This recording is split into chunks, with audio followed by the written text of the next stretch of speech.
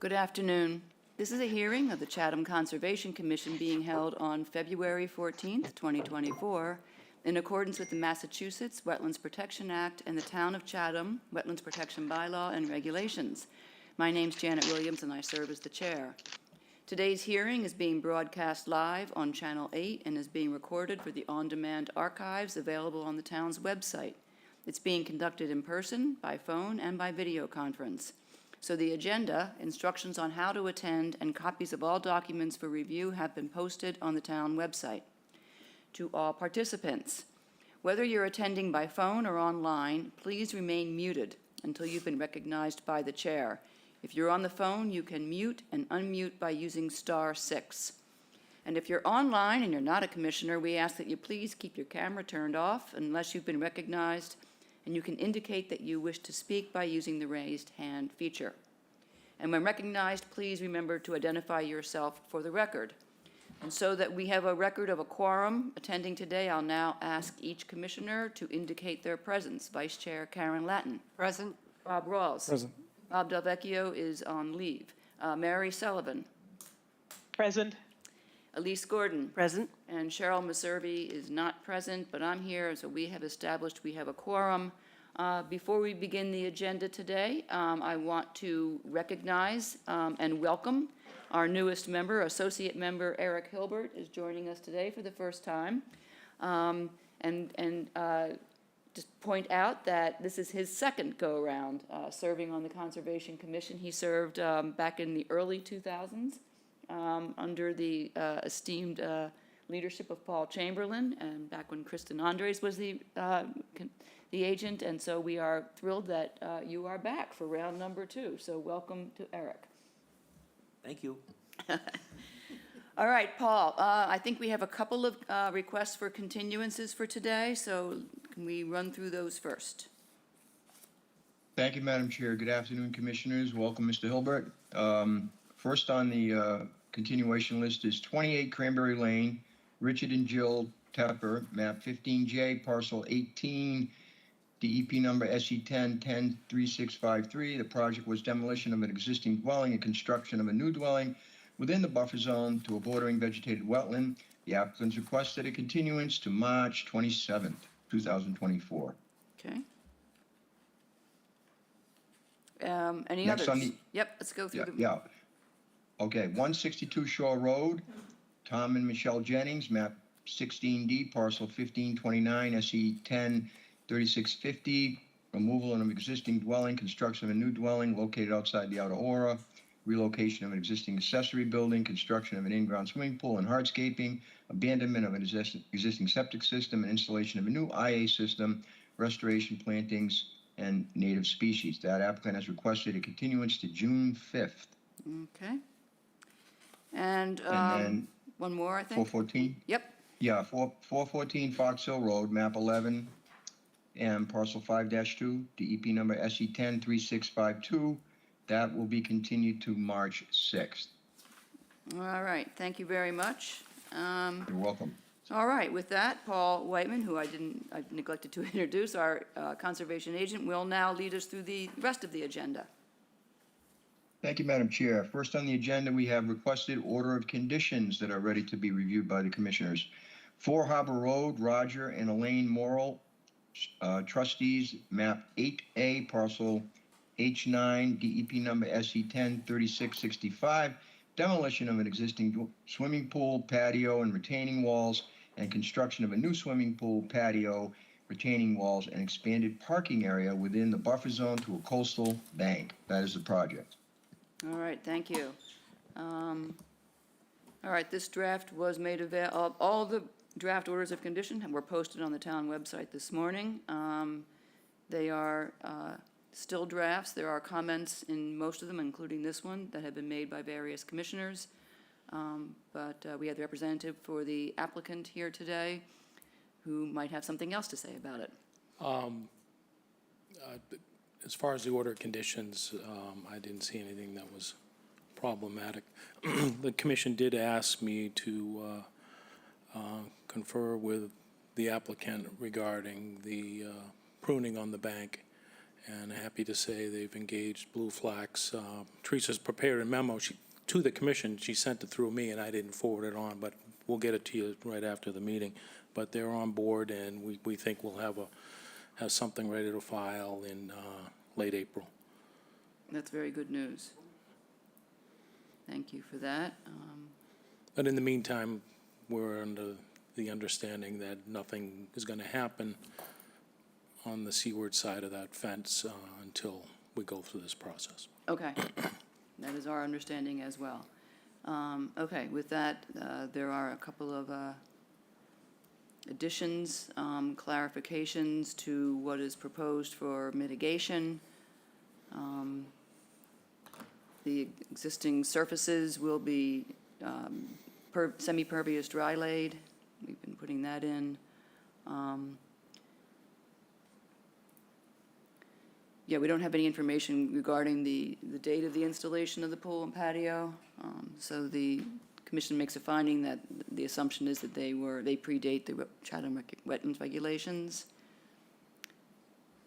And the vegetation outside appears to be height managed, but nothing else will happen until they file an NOI.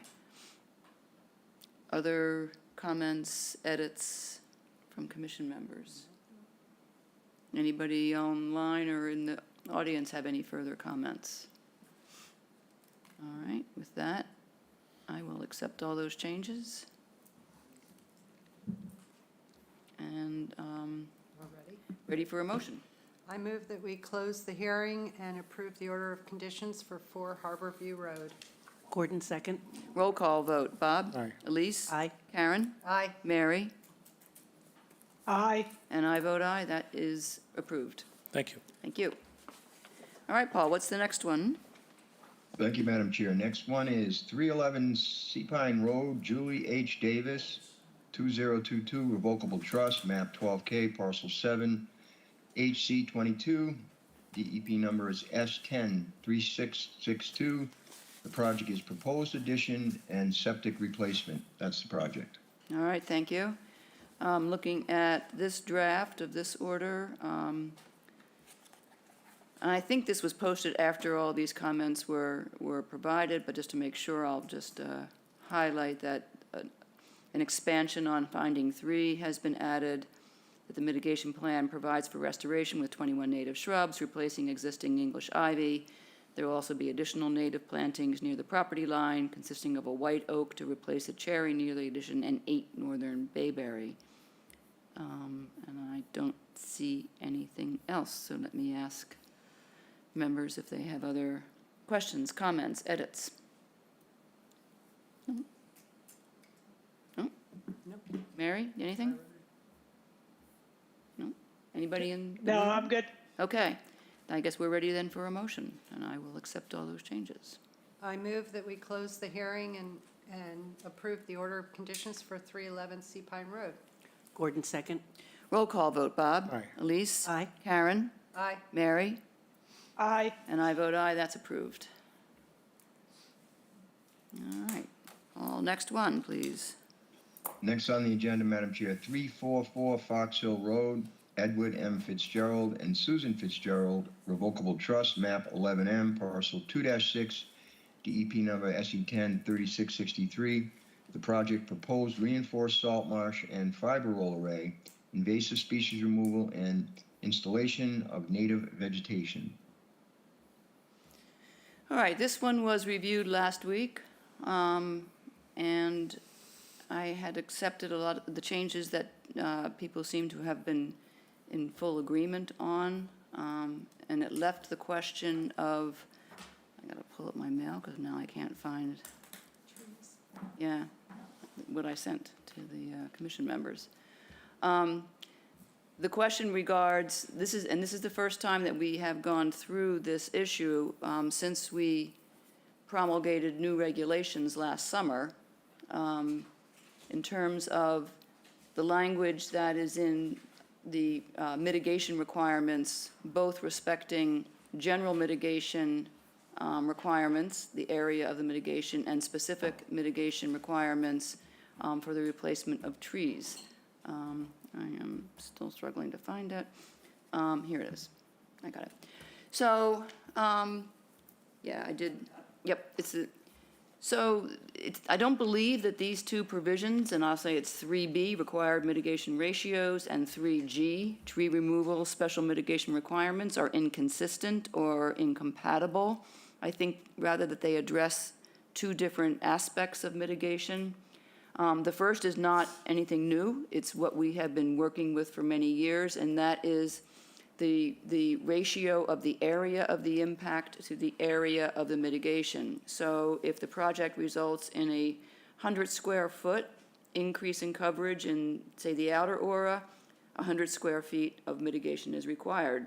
If it happens to be in the no disturb zone, that same 100 feet would require 200 square feet of mitigation. So that's the area and the relationship between the impact and the mitigation. But within the mitigation, the more specific question and what the new regulations try to answer, and maybe I think we need to tweak these, is when there's tree removal involved, how many trees need to be installed to compensate for the loss of the trees? And this is really an effort to compensate for the loss of the biomass when trees are removed, particularly larger trees, because we have learned over the years that planting larger trees is problematic to the point of being impossible. And so in an effort to try to replace the lost biomass in a different way, we tied the number of trees that are required to the DBH of the removed tree, so that at the smaller scale, it's 1-to-1, at a more medium scale, it's 2-to-1, and it goes up to 3-to-1 for larger trees, because we know that they're all going to be replaced by very small trees that ultimately will grow, but it takes time. We may want to tweak these ratios, and I think that we're going to have an opportunity to do so, because there's a bylaw coming down the road that's going to need to be aligned. So those are the two aspects. One, the first part is the 2-to-1 in the non-disturb zone. The way I read it is that it requires a doubling of the area of impact, and G addresses the number of trees. Now,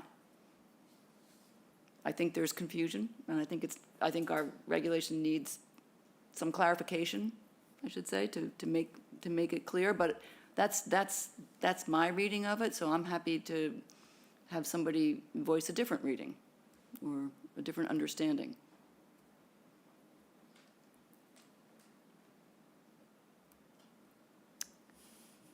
Jeremy, you're here from Wilkinson? Yes, I am. Okay, so in this case, can you run through the numbers for us in this case in terms of the size of the mitigation area and the number of trees that are coming out and the number of trees that you are proposing, so we have something concrete to talk about? Absolutely. I can actually share my screen. Might make this easier. Okay. You should be seeing the plan with some annotated purple notes. Yep. Based on the plan we submitted, and I tried to quote which part of the regulation for each of the tree removals we were proposing. And these were all under the tree removal special mitigation requirements, is how we understood it. Okay. I'll start on this side of the screen, the right side of the screen. since Okay, each of those I'm trees- looking for your cursor, hang on. Move your cursor so I can, where are you? Okay, there you yeah. are, all right, got it. Got some lag going on. Yeah, I need to highlight things too. Everything on this side of the property is under 15-inch, or at or under 15-inch DBH, because I know there is another threshold that if you have larger trees, you get more mitigation required. And on this side, a 5-inch oak tree, which we consider 1-to-1 mitigation. This was all under that structural reason for removing because Right. of the bank basically collapsing underneath. Right, So the 5-inch oak tree we saw as a 1-to-1 mitigation. There was the 15-inch non-native Scotch pine, also starting to become undermined, had disease. So again, under that structural removal. And one-to-one mitigation, there was a small pitch pine sapling, basically growing underneath an oak. We had another portion of those requirements.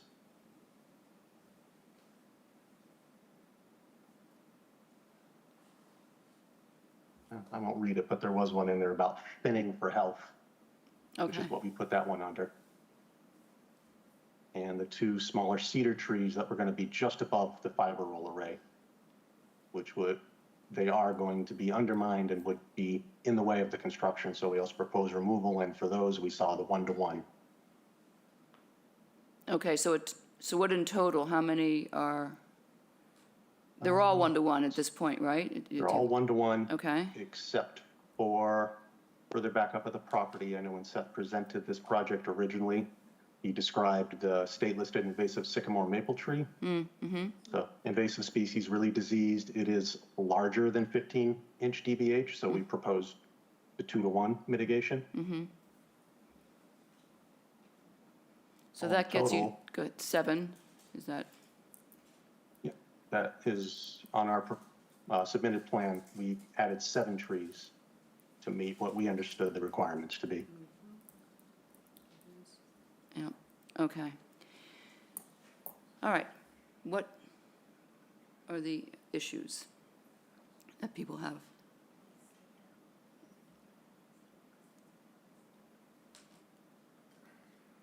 Do you want to? I think I would have to sit here and study it for a little while, but are you,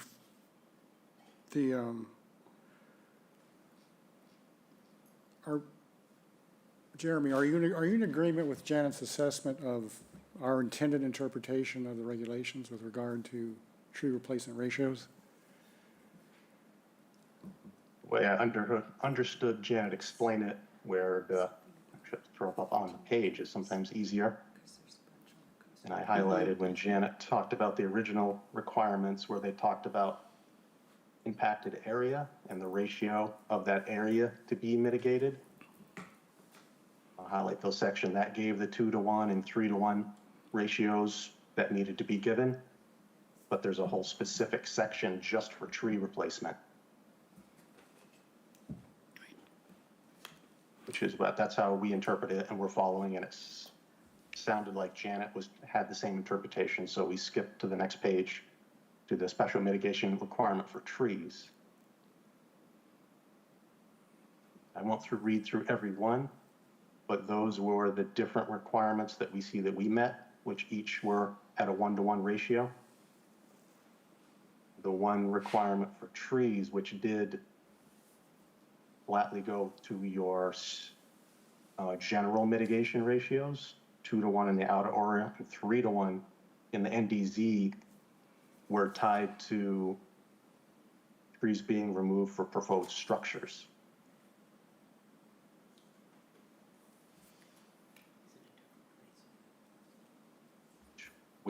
As we read the regulation, we didn't think that applied here because we're not removing these trees for any proposed structures. Right, I see that. That's G sub 2 sub 5. Yep. Correct. Right, course, let me we do just know say that again, one- these ratios, as we adopted them last year, were an attempt to, to clarify, ironically, the ratios for tree replacement. And I do think that until then, we had been following the 1-to-1, 2-to-1 ratios that apply to area, and we were just sort of generally applying that to trees as well. That had been the practice, as I recall. And so I don't think that we were particularly clear when we adopted the more specific regulations that we have here now, that would end that practice, because it was now covered much more specifically in terms of where the tree is, why the tree is being taken out, and the size of the tree. All of those different aspects of it would govern the replacement ratio.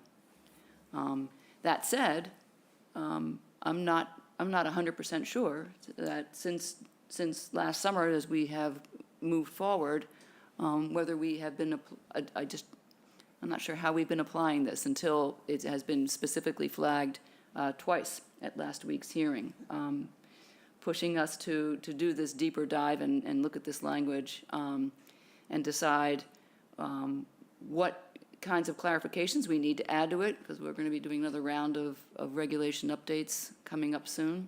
But until then, how we're going to interpret it. So I'm going to look at Bob, because you had put the comment, well, you were the one who put the comment in. I did. In the order. I did. So I want to know what your thoughts are at this point. Well, I'm not, It's on. it's on now. I turned it off accidentally. Oh,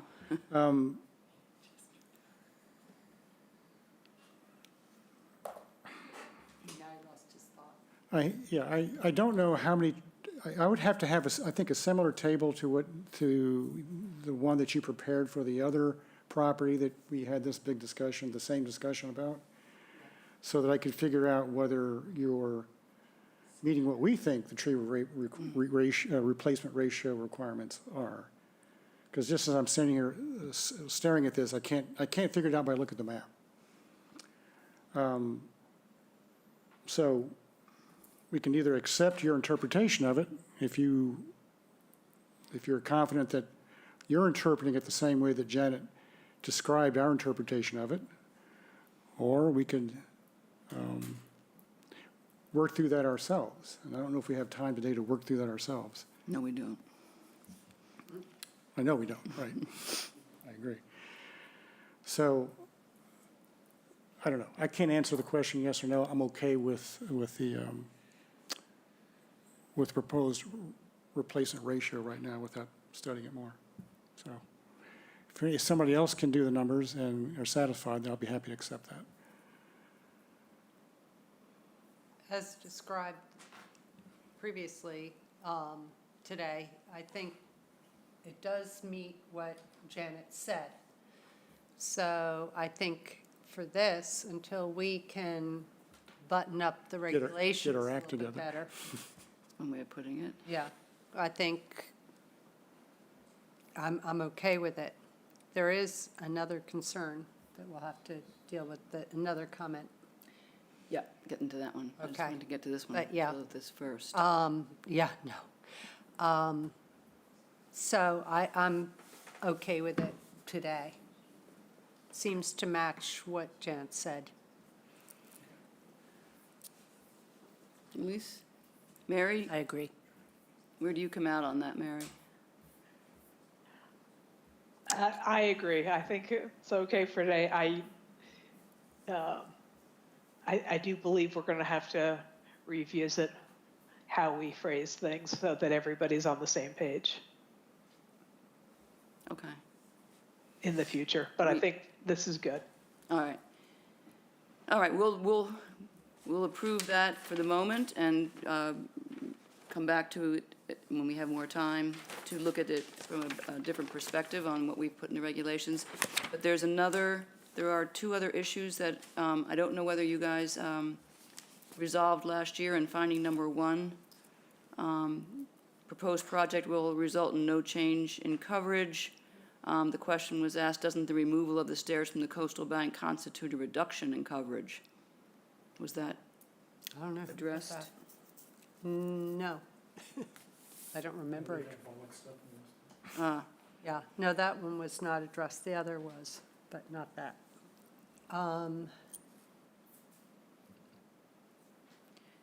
Jeremy, may I put the question to you? Does, I would say we did not specifically put a square footage on our plans or documents, but yes, this would actually constitute a reduction in coverage on the site. I say if you are needing to quantify that, I could actually get you a number quite quickly as I sit Okay. here. okay, if you can do that, that would be great, and then we can put that in. Sure. I say if you may want to move on to. All right, I'm going to move on to the next one, the next question. Is this in the no disturb zone or on the bank?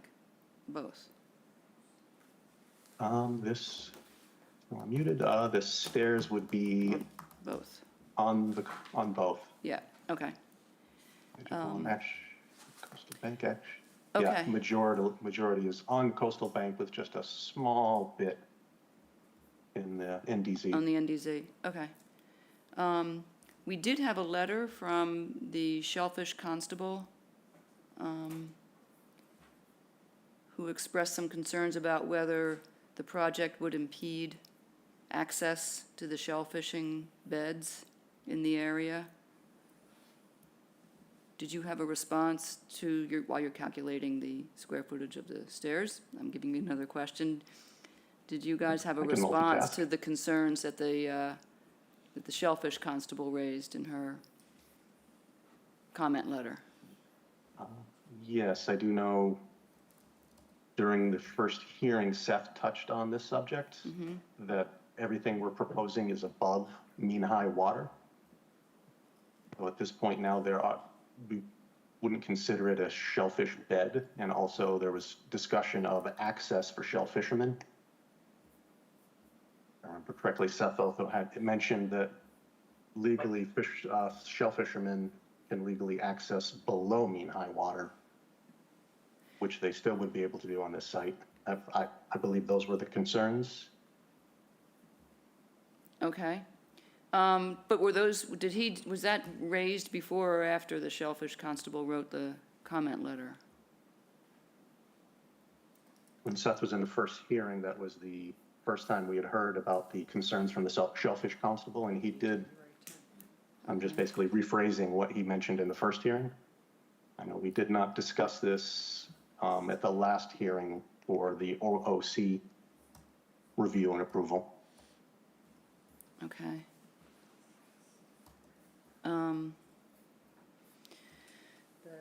What did she say?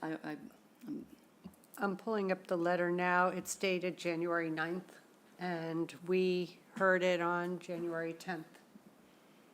So we did receive this prior to that first meeting about this property. Okay. Well, it seems to me the easy way to deal with this is to include a special condition that the project will not impede access to the shellfish beds that currently exist in the project site. Should we add that because everything proposed is above mean high water? Yes.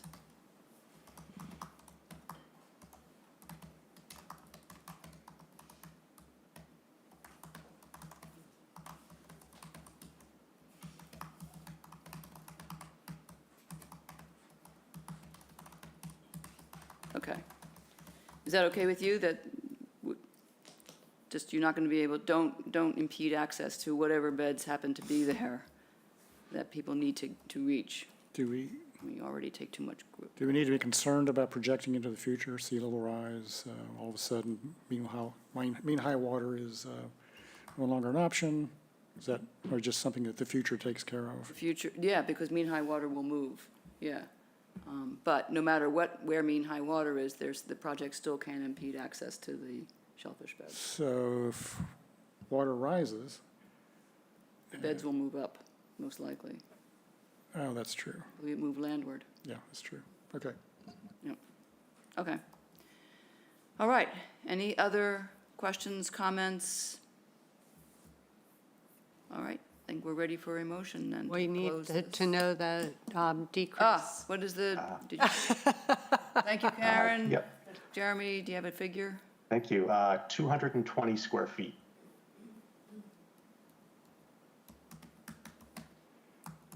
Thank you.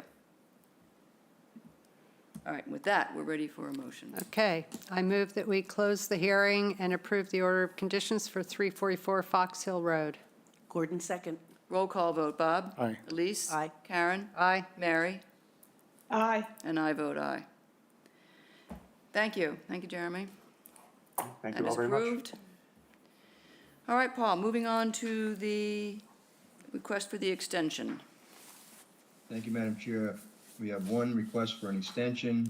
The location is 227 Vineyard Avenue, A&R as Zenario, great with names, map 11C, parcel 10-131, SE 10-3471, garage addition, invasive species control. This order expires on April 22nd, 2024. The request that they made is to conduct additional monitoring. So this will take the new date Extend it up. to April 22nd, Yes. 2025? Correct, 1 year. Okay, and it's the first extension that they've asked for? Yes. Okay. Anybody have questions? No. All right, let's do a motion then. I move that we approve the extension to an order of conditions for 227 Vineyard Avenue to April 22nd, 2025. Gordon second. Roll call vote, Bob? Aye. Elise? Aye. Karen? Aye. Mary? Aye. And I vote aye, so that's approved. All right, Paul, next on the agenda. Next on the agenda, moving right along, we have a What's the request idea? for determination of applicability. Location is 10 Windy Avenue, Don Kyler, map 12A, parcel 4E, C23.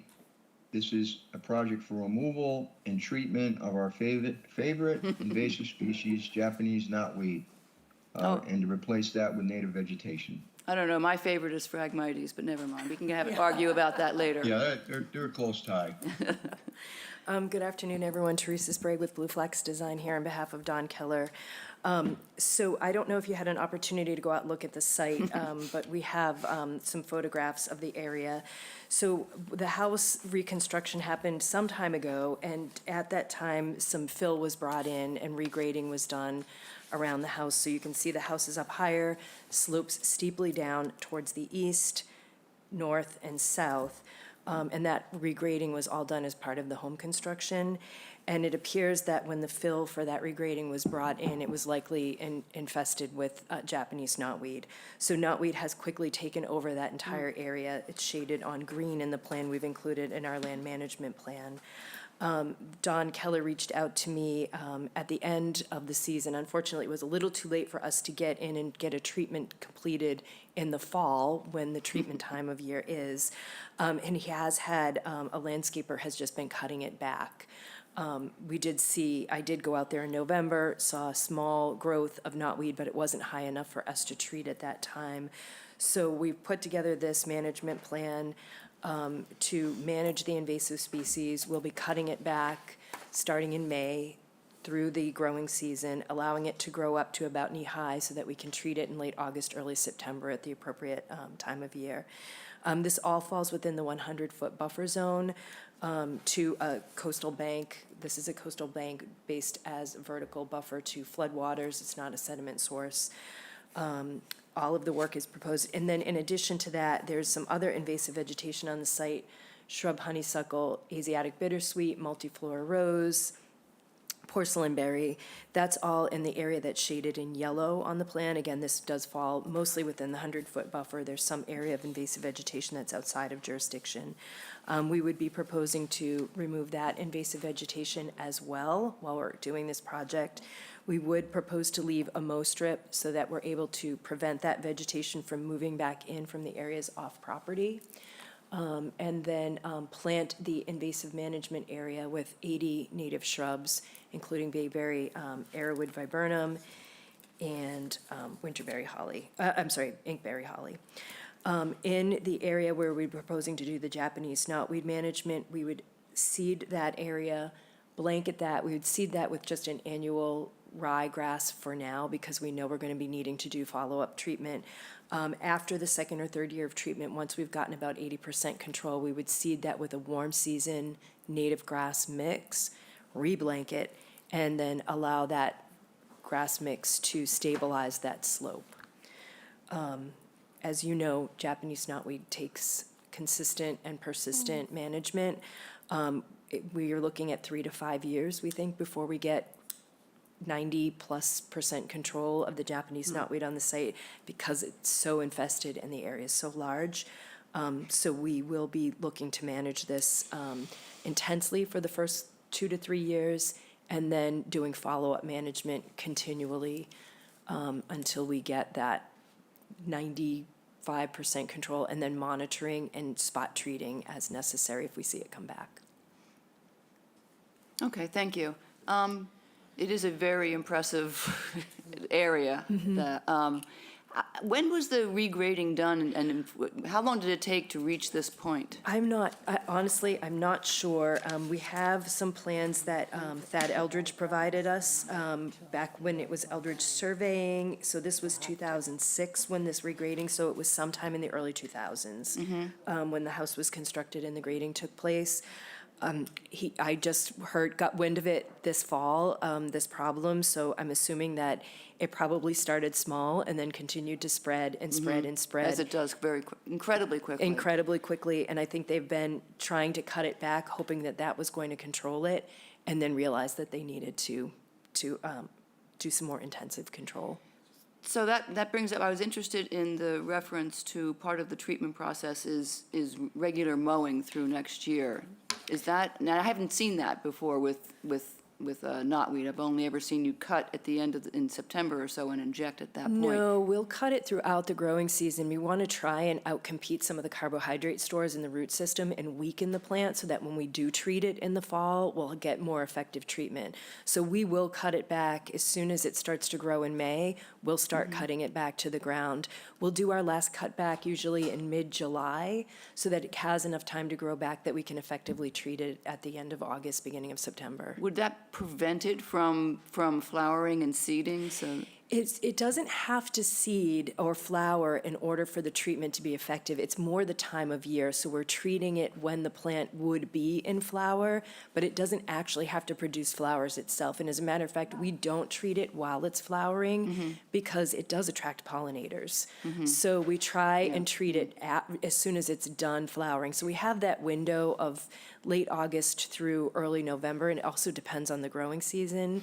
And so we kind of monitor where we're seeing it flowering in other places, and that's the time of year that we focus on treating. But we don't want to treat it while the plant is actually flowering to prevent interaction with pollinators. okay, all right. Questions? I just have one. Go ahead. So you said when you're removing the vines out of the trees that are native trees, and if the health is not good, you were going to replace them with other trees or shrubs.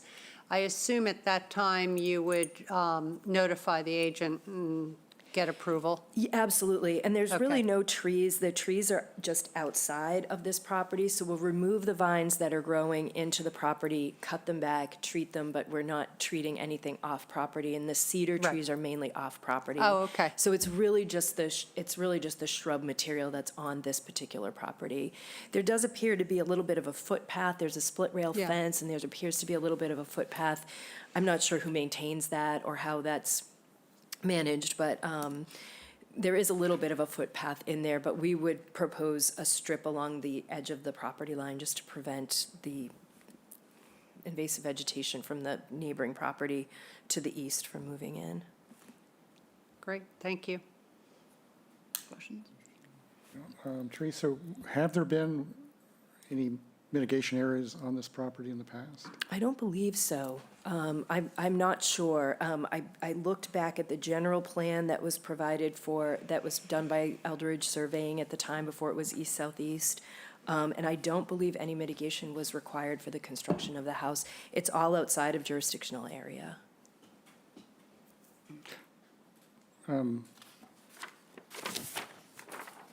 That is true, but the area of concern is in the outer aura, it looks like.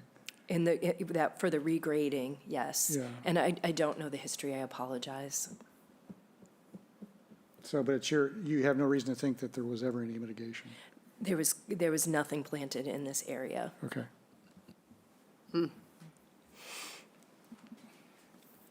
Nothing, I could say this, there was nothing that I could see at this time had ever been planted in this area. Yeah, 3 disclaimers, yes, Yes. yes. Okay. And at the end of the 3 to 5 year period, when you reach that 90% control, do you expect that We'll continue to come- monitor and see, and if we see some stragglers coming back, treat it immediately. But what do you think it'll be revegetated with? We're going to seed this, and it will be a mix of native grasses and wildflowers. So we'll have a mix of little blue stem, autumn bent grass, purple love grass, some switchgrass in here. We just want some deep-rooted native grass species to cover this area. Okay. Yeah, and mixed with wildflowers. Okay, Yep. okay. Other questions, comments? I just have one question. Yes, go ahead. The question I have, once you accomplish your goals, this area that's within the 100, do you plan on mowing it once or twice a year in the fall? I don't think so. So I normally, if it's a large meadow area, we would propose to mow it in the late winter, early spring. But on a slope like this, I think we're just going to let it naturalize and let it remain that way. I don't think it's going to need to be cut annually. And it's pretty steep. I don't think we want to get down there with string trimmers walking up and down the slope trying to cut it. Thanks. Anyone else? All right, then I think we're ready for a motion. I move that we approve the request for determination of applicability for 10 Windy Hill Avenue. It's a negative Oh, 3. with a negative, Paul, is it a -2 or 3? Never could tell. I never remember this. negative, It's in the buffer zone. It's in the 100 3? foot. 3, I think. 3, sorry, 3. We think it's 3. the Okay, we're right. -3 Yeah, determination. I had Okay. my mic turned off, sorry. It's okay. Gordon second. All right, roll call vote. Bob? Aye. Elise? Aye. Karen? Aye. Mary? Aye. And I vote aye. That's a -3 determination. Thank you. All right, Paul, moving on to Okay. so we have the 3 Yes, we have. continuances. You already read Yes. the full thing, so I did. think we can just, That's not continued. right. The, no, but we're going Yeah. to 28, 2. yeah, I don't think you need to reread them. We're just going to take motions and vote for the continuances. This is the order Okay. that we've got right now. Oh, okay. So, I move that okay, we, 20, oh, go ahead. are you going to Go read ahead. it? Yeah. Oh, okay. No, I wasn't, I was just gonna give you the date if you had forgotten it, but you did not. nope, we've Nope. got the dates written. I move that we continue for 14 Fox Hill Road to the meeting on March 6th. Gordon second. Roll call vote. Bob? Aye. Elise? Aye. Karen? Aye. Mary? Aye. And I vote aye. That's March 6th. I move that we continue 28 Cranberry Lane to the meeting on March 27th for a notice of intent. Gordon second. Roll call vote. Bob? Aye. Elise? Aye. Karen? Aye. Mary? Aye. And I vote aye. That's continued to March 27th. And the last one, I move that we continue 162 Shore Road to the meeting on June 5th, 2024 for a notice of intent. Gordon second. roll call. Bob? Aye. Elise? Aye. Karen? Aye. Mary? Aye. And I vote aye, so that's taken out till June. I hope they get their other permitting issues sorted. All right, Paul, with that, we're ready to move on to the, 169, yep, okay. 169 Vineyard Avenue, the Douglas Ross Kemmerly Revocable Trust, map 10D, parcel 90D124, DEP number SE103670. The project is proposed dwelling additions, renovations, and associated site improvements. That is the project. all right. Good afternoon, Sean Riley with Coastal Engineering, now Ty and Bond. With me is Jennifer Crawford from Crawford Land Management. The project Welcome. Good afternoon. The project before you is, as Paul mentioned, for some additions and some site improvements. On the screen now, I have the existing conditions to familiarize you with the site. There is a BVW that we flagged, and the red dashed line is the 50-foot. The blue dashed line is the 100-foot buffer from the BVW. Seaward of that is a salt marsh. The property is essentially covered by a flood zone, AE elevation 11, a still water flood zone, which intersects with the higher elevations of this small elevated landform, which technically creates a coastal bank. In the narrative, we've discussed the lack of significance of this coastal bank. It's essentially only a couple of feet tall, and it does not contribute to any of the interests of the act. We have shown it here as a coastal bank that essentially surrounds the house. We do not have buffers shown to it because the 50-foot buffer would overlap each other on either side of the house, but essentially the flood zone encroaches all the way into the neighborhood, well beyond what you're seeing here. So the 2-foot elevated portion of the landform really doesn't affect or protect the neighborhood as a vertical buffer in any way. It's not an eroding coastal bank, so it's not a sediment source either. There is a single-family dwelling with decks. The dwelling is shown in brown. The decks are shown in the lighter orangey color. There is a gravel driveway. So a portion of the house, the driveway, and the decks are within the 50 to 100-foot buffer of the BVW. Majority of the property is lawn with a nice vegetated buffer. In a portion of the 50-foot buffer, we're looking to revegetate some of that as well to serve as mitigation for the project. So the proposed project is to add a small addition to the west side of the house, outside of the 100-foot buffer to the BVW, to add a small portion of deck within the 50 to 100, and add a small portion of gravel driveway, which would result in the removal of 450 square feet of lawn and replacement with a stone turnaround. The addition would have a drive-under section of the house would be a drive-under garage, so we'd be expanding a portion of the driveway to enter into that garage addition. There will be some regrading, which Jennifer will get into for the mitigation planting plan that will involve a lot of native plantings within that area as well. We're regrading to put a walkway up to the front door as part of this project. The existing on-site sewage disposal system will be removed and portions abandoned as they tie into the town sewer. So we have provided, according to the calculations, approximately 5 times the mitigation for the increase in coverage that we're proposing. And I'll let Jen talk about the mitigation planting. Let me just bring that up. Good afternoon. This should be pretty easy. We were involved in helping the homeowner kind of rearrange and reconfigure some of their existing landscape components in addition to providing the mitigation plan. Currently, they actually do not have a real walkway to their front door.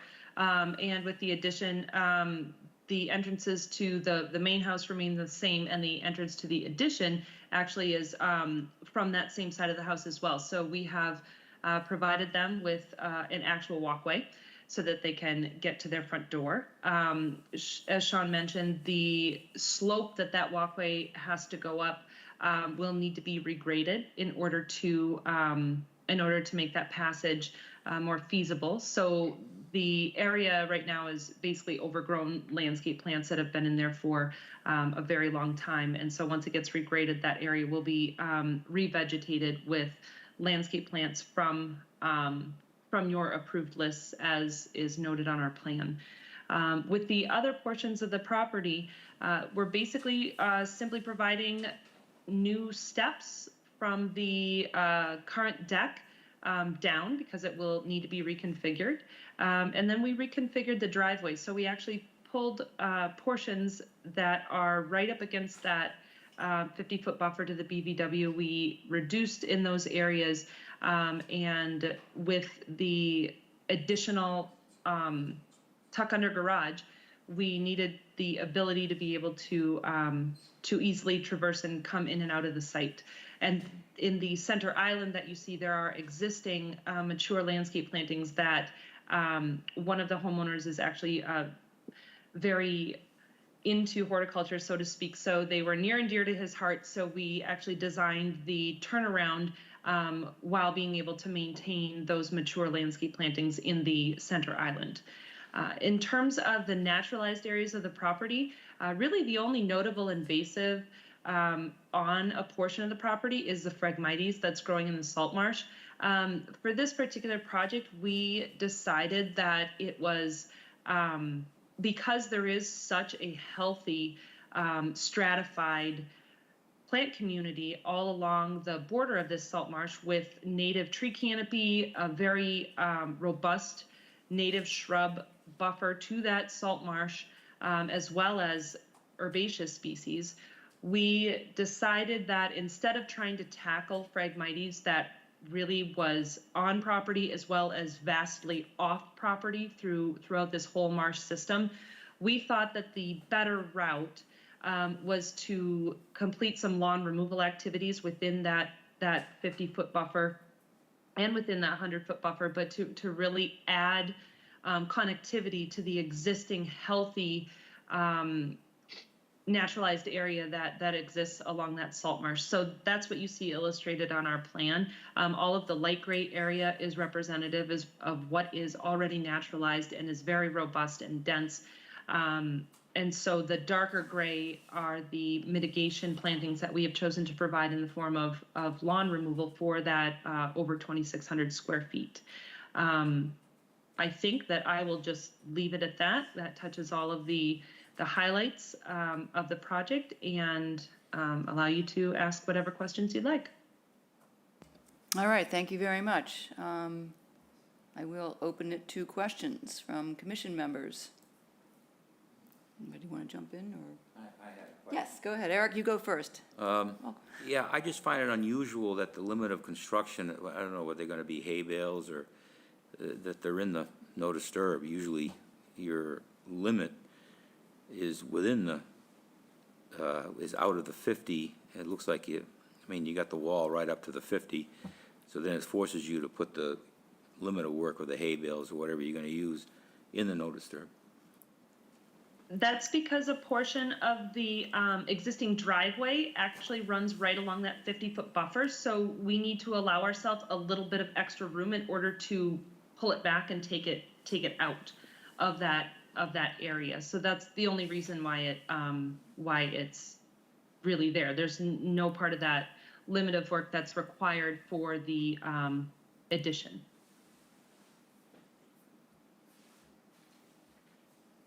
Yeah, so you can see the proposed driveway falls within essentially the footprint of the existing, which is this gray area. So we're actually removing the gray area outside of what the proposed is and pulling things further back. So as Jen said, we're really just putting this limit of work. We could tighten it up a little closer, but where it butts right up against it and creeps in just a little bit here, we're looking to take this out. So we want to have enough room to take that out, and that's why the limit of work is there.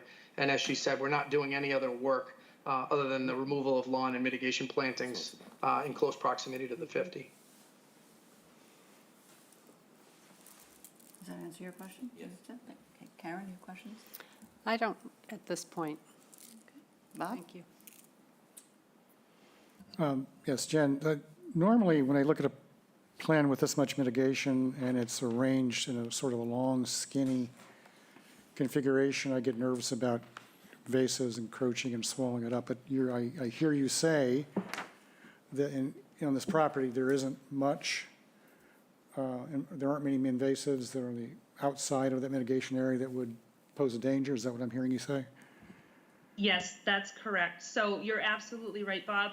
Normally, if we were putting a mitigation area in this shape like this, so to speak, we would have included a mow strip, or we would have tried to manage invasives and revegetate those areas. But really, in this particular case, I'm actually kind of happy to say that the area that we are proposing will just further strengthen and and add to the already very healthy and robust plant community that's there. Okay. The Phragmites occurs much closer to the property line in the marsh. It does come up on that southern side a little bit to the edge of the BVW, but there is a very healthy native plant community with high tide bush, arrowwood by Burnham, chokeberry was in there. So there's a lot of good stuff already happening. Okay. Something else that we usually discuss for a large mitigation area is demarcation. I don't think you proposed any, or did you? We may have included steel edging along the Okay. edge of it. I don't remember, honestly. We could double check that. Just to let you know, we do need to go to Zoning Board of Appeals, so we'd be looking for really a referral letter to the zoning board stating that this could be a project that could be conditioned. So we would be continuing anyway, just to give you that bit of information. Yeah, I think it's good to have it, even, steel edging is fine in my view, but it just Sure. serves to remind people that there's something different about it. Yep, understood. That's something, I'll review my plan, and if it's not already on there, we'll discuss it with the owners, and we will propose either that or something that will meet your standards. All right. And just one other item, I think I need to show something on the screen, so I'll if I can figure out how and where. Yeah, here we go.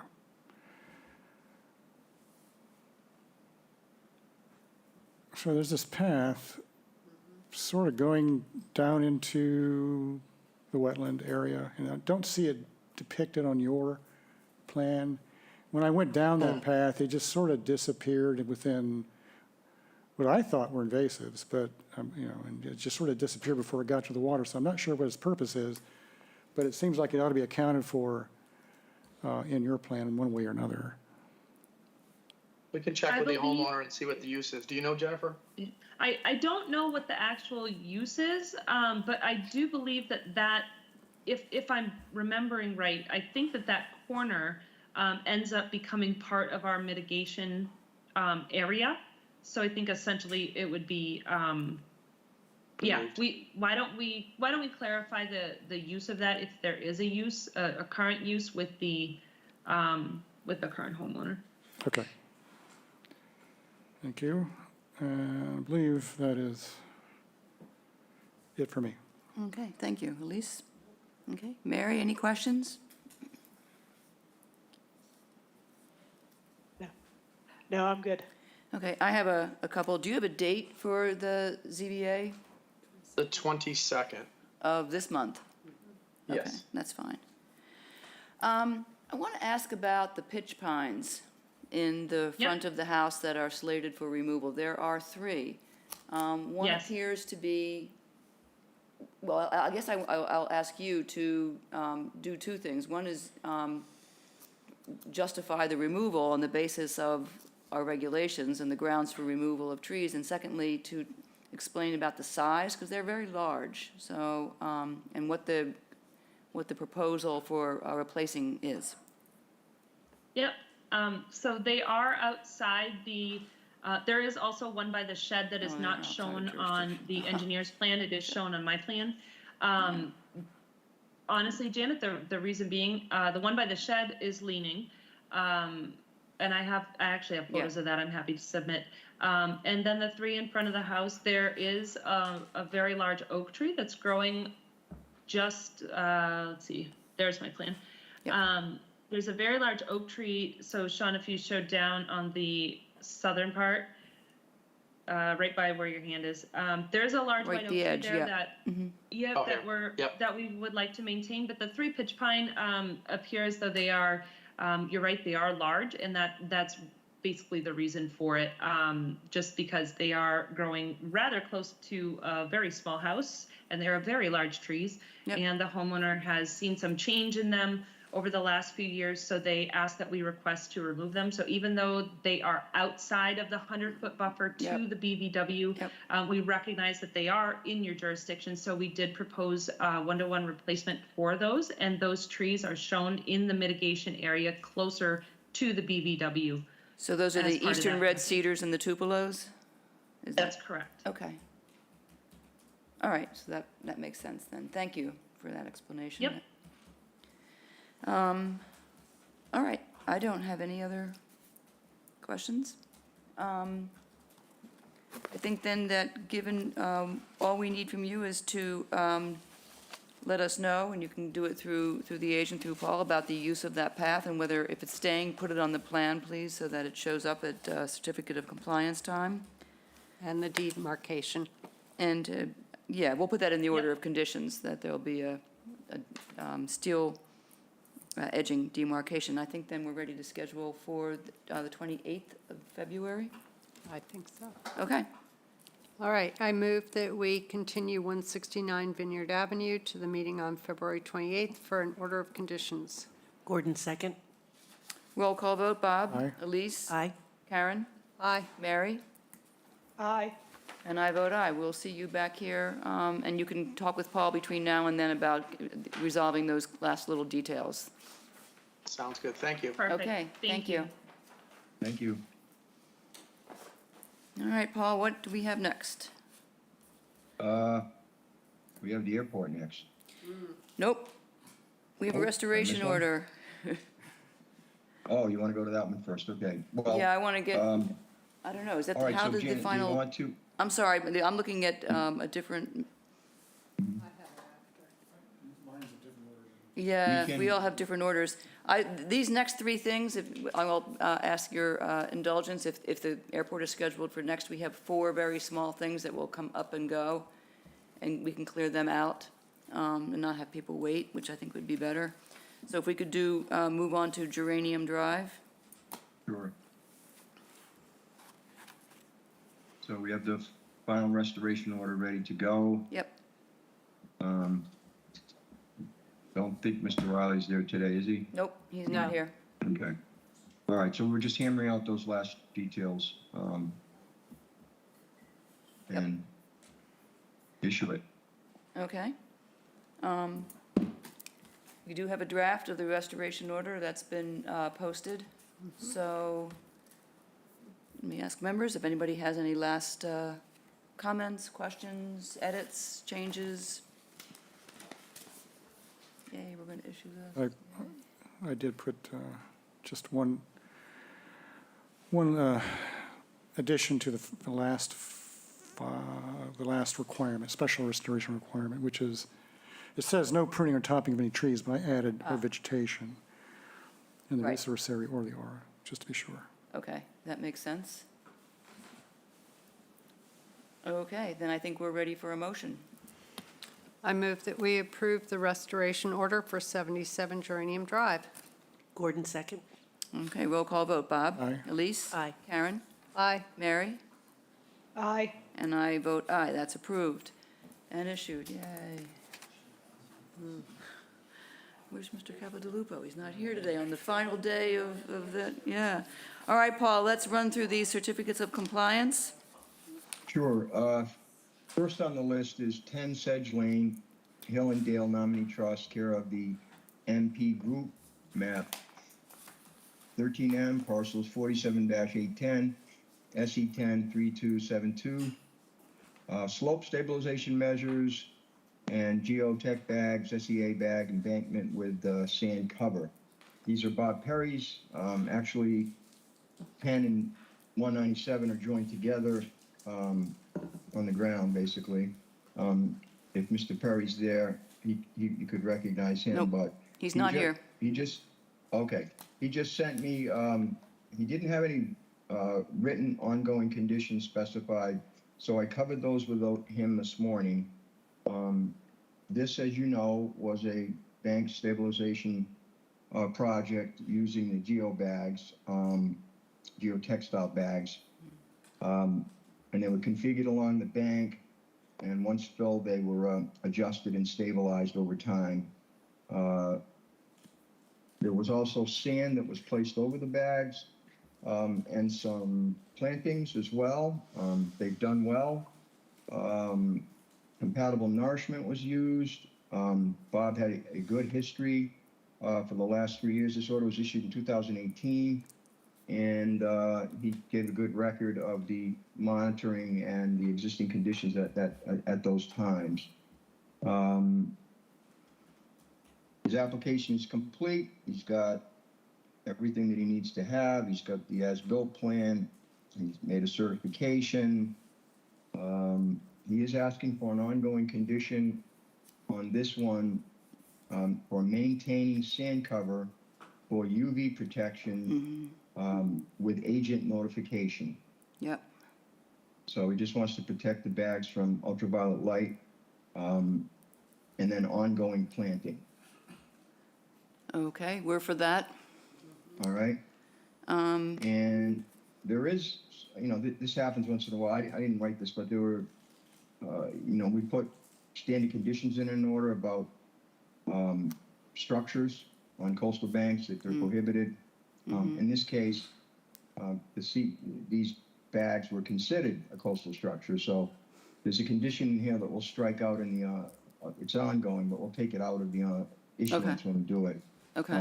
Preventing structures. So that's it, basically. He just wants to be able to continue to put sand on them I thought we and landed that it wasn't- ongoing planting, and he will do that and notify the agent prior to doing it. Okay. Anybody Okay? have questions or comments on that? And all of that, I think, applies to the next one as well, but we'll Yes, it open does. and Okay. vote them, yeah, because they were done. All right. So I think we're Yep. ready for a motion for 10 Sedge Lane. I move that we approve the certificate of compliance for 10 Sedge Lane. Gordon second. All right, Bob? Aye. Elise? Aye. Karen? Aye. Mary? Aye. I vote aye. That's approved. Read the next one, Paul, and we'll vote that one as well. Sure. 197 Strong Island Road, J. Cashman, care of Chatham Conservation Foundation, Inc., map 13N, parcel 46-1A, SE 103273, slope stabilization measures SEA bag embankment with sand cover. The project description was a little different on this one. It was, as you know, there's a wood frame building, boathouse on it, and gravel driveway. And some of the work involved,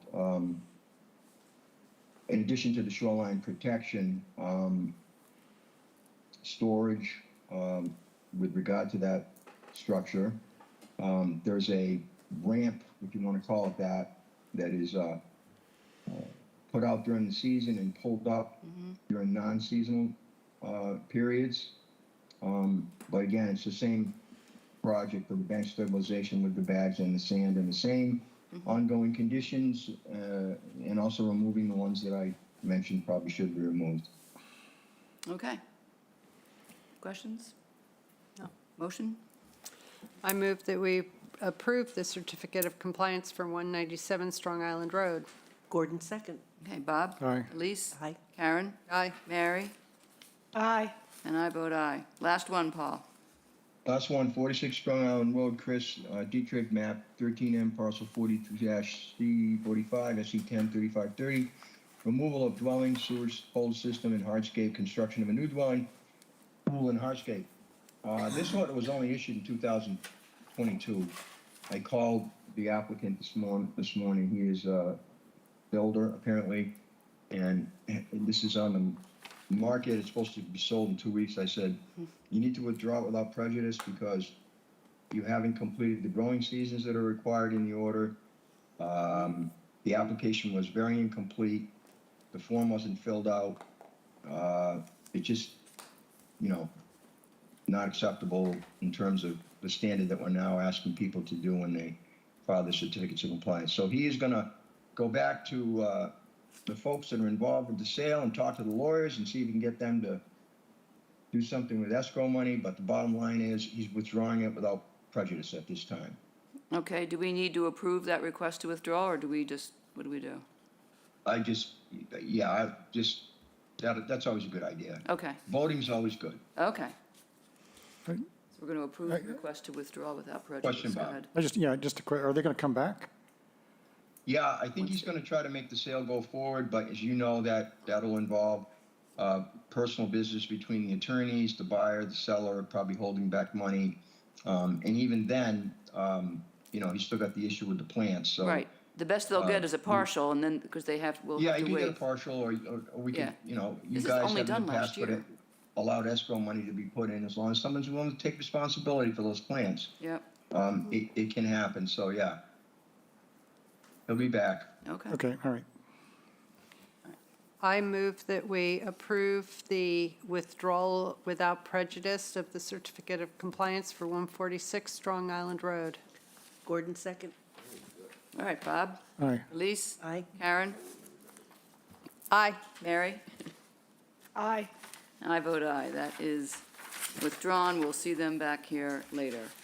All right, Paul, now that gets us to, You want to do your minutes real quick before then you'll be done, but Oh, I'll leave it here minutes. for it. no. All right, Up to you. take 2 seconds. They're good? Anybody have any Last- questions on them? Last week, there were no questions or problems. Yeah. It was just we didn't have a quorum. Okay, let's Didn't do have Mary. quick before anybody leaves. Let's vote them approved. I move that we approve the minutes from January 3rd, 2024. Gordon second. All right, Bob? Aye. Elise? Aye. Karen? Aye. Mary? Aye. And I say aye. They are approved. All right, now, Paul. Ready? Yep. Okay, notice of intent. Long legal reading here. 240 and 438 George Ryder Road, 162 Main Street. Applicant Chatham Municipal Airport, map 9F, 240, 10G, 438, SE 10, 1652, 8E, 652 Main Street, parcel 0-2, 240, 18K1, 438, 53-27, 1652 Main Street, DEP number SE 10, 3658. The proposed project includes vegetation management required to remove obstructions within navigable airspace in compliance with the Federal Aviation Administration FAA regulations. Just to note, Madam Chair, I did forward to Adrian, the applicant's representative, the scheduling, if you will, the memo on how you want to handle the issues in the hearings going forward. So she Okay. has that and Okay. didn't have any objections. Okay. Yep, we'll talk about that. So, welcome back. This is our second hearing. This is a complex matter in terms of its scope and extent. I think we spent the first hearing on this hitting pieces of it kind of randomly as questions arose. But at its heart, it's this notice of intent and the vegetation management plan that accompanied it proposes activities that are designed to bring the airport into compliance with existing Federal Aviation Administration safety standards for the aircraft that currently use the Chatham Airport. Generally, largely, right now, that means removal of obstructions, and by obstructions, it's trees, from safety areas in various parts of the airport, largely at this point, the approach zone, and then down the road a little bit later, the transition zones. I want to thank the representatives for providing an opportunity for us to visit the site and view the area and gain a better understanding of its topography and ecology and what is being proposed. So this understanding has helped us to formulate questions that we're going to go through today and that we are scheduling for a little bit later. Not surprisingly, we've received a lot of commentary and materials, reference materials that we have collected. We have posted on the town's website. If anybody listening or watching is curious about anything that's referred to today, it has all been posted on MyTownGov. What we will say about the comments and the materials today is that some of them express opinions about matters that are not before us. So to the extent to which there are a lot of commentary about what is behind this proposal in terms of being part of a plan, perhaps to expand the runway to make room for larger aircraft, is not a question that we are is before us, and it's not a question that we are going to resolve or even inquire into. The airport master plan update of 2021 is not before us. So the commentators who express these views could be right, could be wrong, we don't know. It's not relevant to what we are the decisions that we're going to be making here. But we will allow commentators an opportunity to speak, so long as comments are limited to the issues that we are deciding. For today, all we have is a notice of intent for a tree clearing in the indicated areas within our jurisdiction. The notice of intent includes a vegetation management plan, so that too is part of what we're looking at. We are not being called upon, nor will we express approval or disapproval of the vegetation management plan. That's not what we've been asked to do. However, we do refer to it for factual matters to inform our decision on the notice of intent. Now, we have asked, and I appreciate the applicant's willingness to go along with the scheduling order that we proposed and also posted on MyTownGov to divide the matters that are in front of us now into 3 different hearings, each focused on some specific topics and areas of inquiry, to allow this proceeding to go in an orderly and logical way, so that at the end of it, we're in a position to make a decision. So today, we're doing a brief recap. We're going to talk in some detail about the role of the Cape Cod Commission, because that's relevant to what we're going to be deciding today. And then we will limit some of the inquiry into getting a very clear understanding of what the extent of what is proposed, both in the larger vegetation management plan as well as the much more limited notice of intent.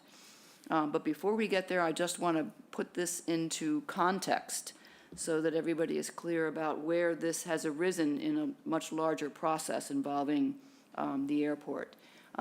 It goes back to 2005, when the initial airport management plan was prepared. That plan was reviewed and approved by the Cape Cod Commission in accordance with their regulations. And since then, there have been a number of requests for modifications to that approved development of regional impact, as the Cape Cod Commission refers to it, that have been submitted and approved over the intervening years. Now, in 2021, a new revised airport management plan update was prepared and finalized. It creates a new plan for the airport for the next 20 years. It has not been reviewed by the Cape Cod Commission, and largely that's because there has been no triggering event that would send it there. And by triggering event, I mean there's been no application for a local permit, which would begin the process of sending it there, and it would not be an automatic referral to the Cape Cod Commission under state law either, because there was no environmental impact review done. So the only environmental review that was done was conducted by the FAA, who did an environmental assessment and ultimately issued a finding of no significant impact. I will note that there is also, just because we're building this whole context, in 2019, there was a notice of intent submitted to the Conservation Commission for some work around the runways to begin this process of bringing them into compliance with FAA requirements.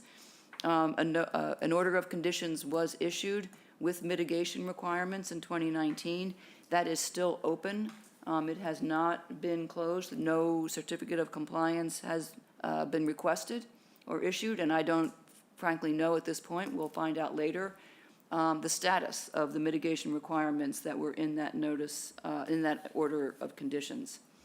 So, moving on to the vegetation management plan, part of the 2021 revised plan submitted. It's a 5-year plan for managing the vegetation on the property, largely focused on removal of vegetation, trees, that are within or coming very close to an obstruction zone. This vegetation management plan, I'm going to share, has also not been reviewed by the Cape Cod Commission for the same reason that the 2021 update plan was not. But this is the overall site plan for the vegetation management plan. I'll leave this up. You can see it shows the airport property, it shows the runway, It's hard to see because it's light, but there are some colored depictions that make it clearer that right now, what is being proposed is the vegetation clearing at the north and south end. That's the south end. This is the north end. And those are the approach zones. The areas along the side of the runway are slated for a later action, not part of what's before us now, but part of the overall plan, and we'll be able to see what that looks like in the color code. But within, right now, this is what's proposed, and that's what's proposed in from the vegetation management plan. There are areas of obstruction that are listed in the vegetation management plan. There's a summary of a table.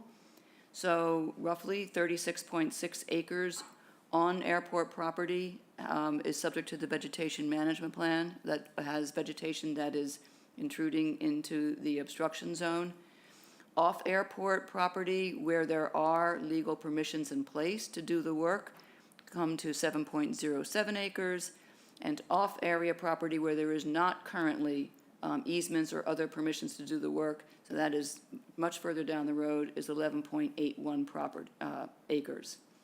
So this work is obviously phased over a number of years. So the vegetation management plan itself is only from 2024 to 2029, I think. It's a 4 or 5 year plan, which has a short-term management plan and a long-term management plan component to it. But the notice of intent only proposes vegetation removal in the areas within our jurisdiction, in the buffer zones to a vernal pool, to the bank of Bierce's Pond, the bank of Emery Pond, and the bank of a cranberry bog at the northern end of the runway. This is an overlay that shows the airport property is outlined in red. The area shaded in purple is the area subject to the vegetation management plan, vegetation removal over a fairly long period of time until 2029, I think. And it also shows what is currently before us, which are the buffer zones to the areas within our jurisdiction. The vernal pool at the southwest corner of the runway, the 100-foot buffer zone to Bierce's Pond. These buffer zones to Black Pond and Blue Pond are not currently part of the NOI because this is only for, again, the northern and southern edge. That would be in a later filing. The 100-foot buffer zone to the Cranberry Bog and Emery Pond are there. So of all of that, the acreage that we referred to in the obstruction table, the 55.54 acres, the buffer zone to the vernal pool is just a little over, a shade over a half an acre, 0.56. The buffer zone to Emery Pond is 0.015 of an acre, and the buffer zone to the Cranberry Bog and Emery Pond is 0.83 for a total of 1.83 acres is what is currently proposed in the notice of intent. And with that, I'm going to pause and let Adrian, I'll stop sharing if you want to, representative for the Airport Commission has a PowerPoint that she wants to share. It will provide some more information about this. Let's see if I can get out of that. Hey, I did it.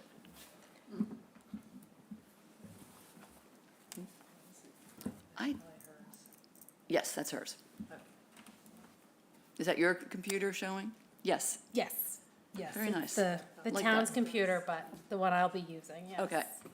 Thank you. I'm Adrienne Dunk from GZA. I'm here with our partner, Mark, from Gale Associates, who's the airport engineer. And I'm just opening this up real quick.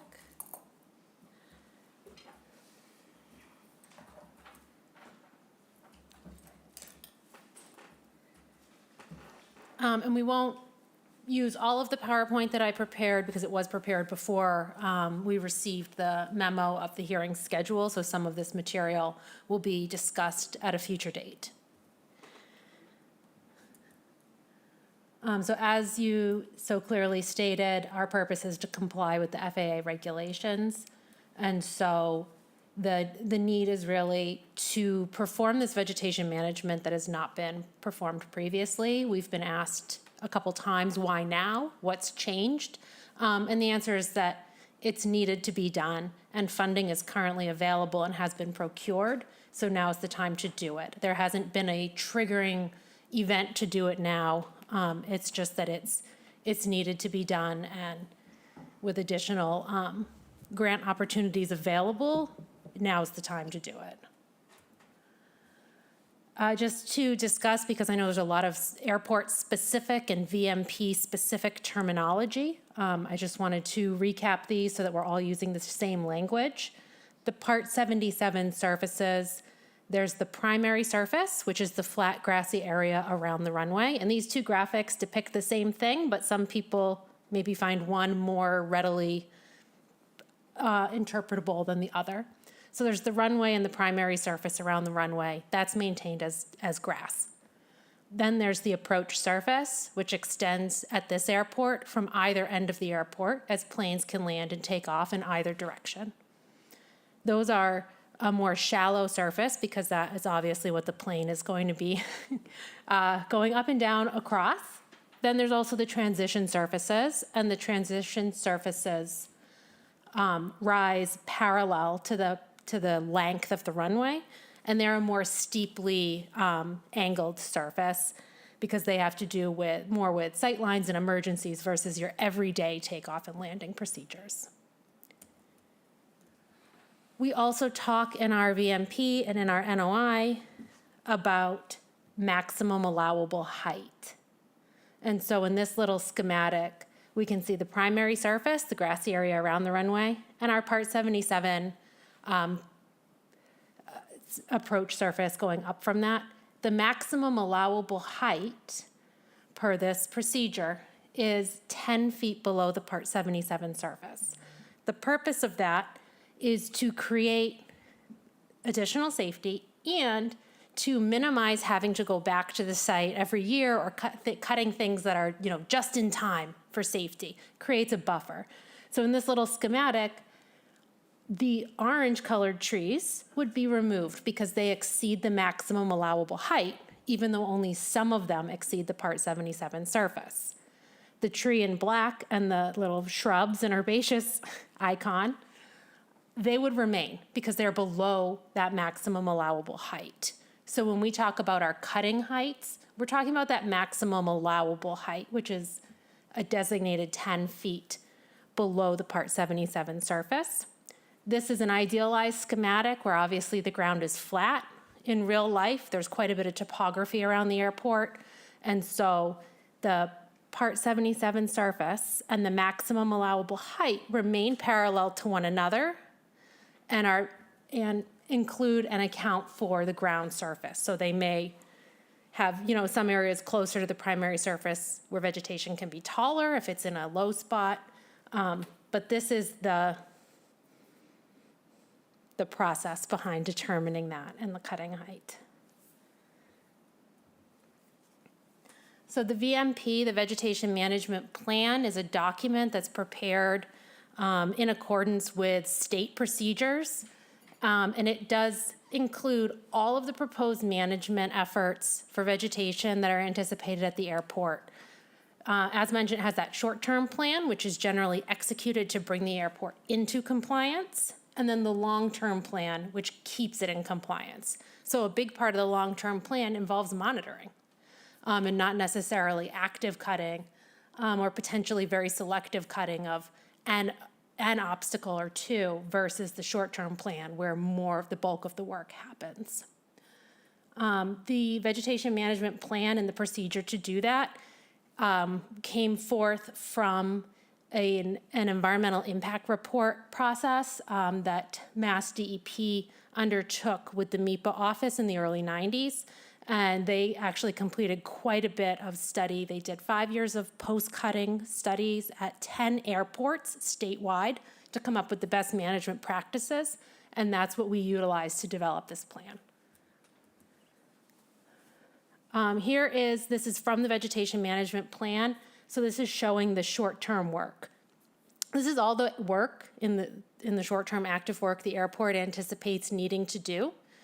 Now again, short-term is relative, right? It means the work to bring the airport into compliance It does not necessarily mean 1 year or 2 years. On properties where easements are needed, it could be a while. Short is simply indicating it relative to the long-term plan, which is that management.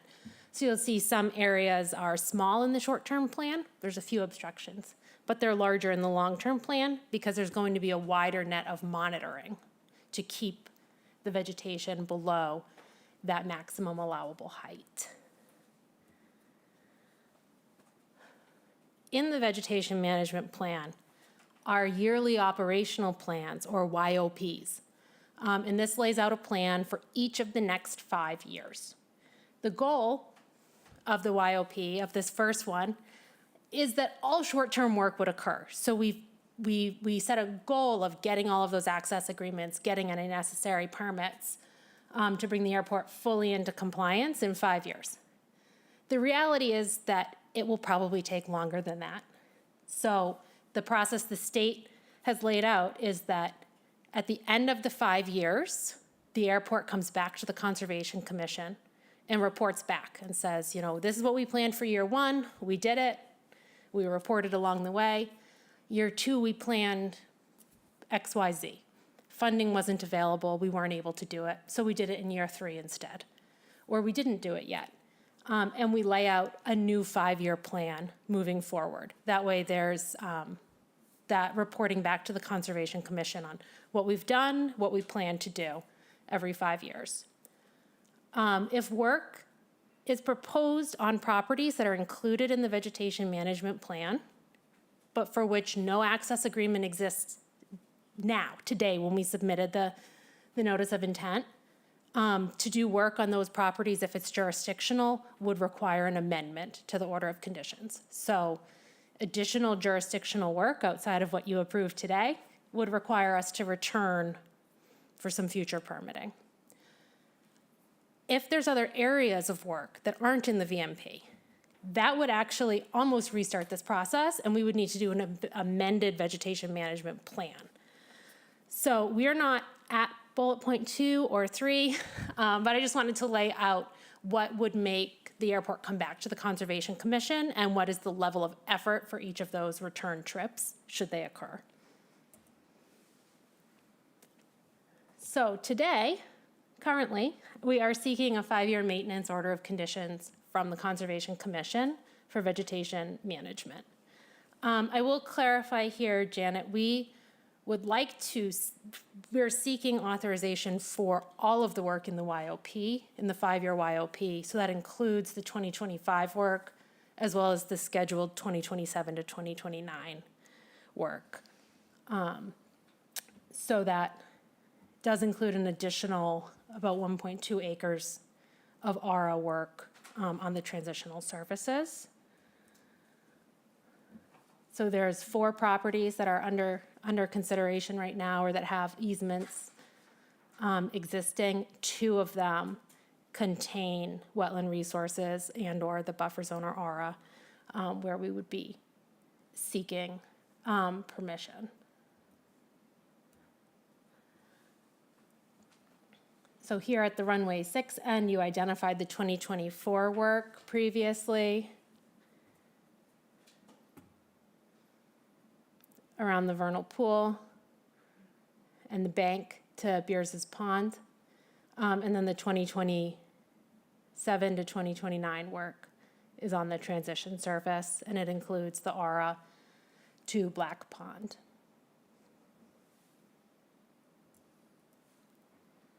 Down at the runway 24 end, all of the work is scheduled for the 2024-2025 year. So the proposed work to the bank, to Emery Pond, and to the Cranberry Bog is all included within the first year or so of authorization.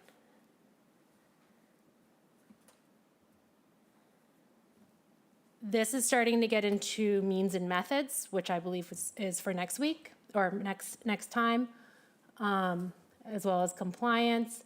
But I did just want to skip down to an update on related filings because they do pertain to the process here. Since our last hearing, we have received our response letter from the Natural Heritage Endangered Species Program, and they found no take from the project. Part of the benefit of the VMP is that they have reviewed the whole VMP, and they found for the 4 properties that are currently under review, no take. So the VMP allows them to look more holistically than this year, this priority habitat, next year, that priority habitat. It allows them to look across the project, and they found no take. And they also required no special conditions. We also did consult with the Coastal Zone Management Agency for a consistency determination, and they found no further consultation was needed. Both of those letters have been supplied to the Conservation Commission. And then we have an ongoing review with the Cape Cod Commission. We had submitted a minor modification type 1 for the project, and we are continuing to work with them on identifying some modifications, particularly around means and methods and monitoring. And we'll keep the commission updated so that all of our conditions are, the same, and we're not going to be out of compliance with one entity to meet compliance with the other. Yeah, we'll have to coordinate to make sure that everything happens in a logical manner. So let me go back to what you just said about you are asking us to approve the full VMP.